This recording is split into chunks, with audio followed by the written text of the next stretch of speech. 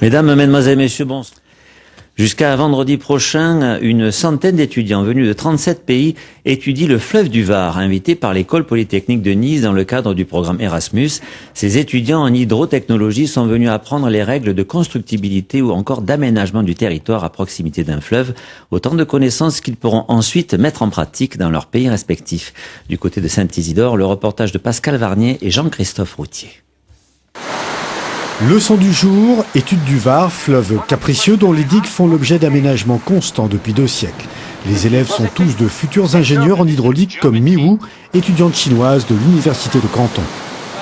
On a 2 grandes rivières, il y a Changjia, il y a Huanghe. C'est un grand rivière, c'est beaucoup plus grand que celui-ci. C'est pour ça, je pense, en Chine, on a beaucoup de projets à faire aussi. Mais c'est bien, on fait une simulation ici, d'abord. Études hydrologiques, gestion des réseaux d'assainissement, fabrication de digues viables à long terme.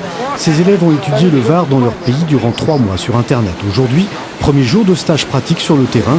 L'âne envoyé par son pays, le Vietnam, espère trouver des solutions pour apprendre à mieux contenir le fleuve Rouge qui traverse Hanoï. Nous avons un grand fleuve à Hanoï. Il y a de grosses différences entre le Var et le fleuve Rouge, mais les connaissances que j'ai acquises sur le Var peuvent être appliquées à Hanoï sur le fleuve Rouge. L'intérêt premier, c'est qu'en fait, on a un bassin versant qui, par ses caractéristiques physiques, est quelque chose d'assez exceptionnel déjà sur le pourtour méditerranéen.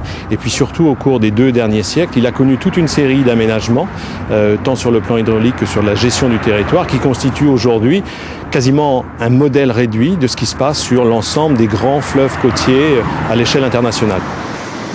Ces jeunes du programme Erasmus resteront une semaine encore dans les Alpes-Maritimes pour étudier le Var sous toutes ses coutures.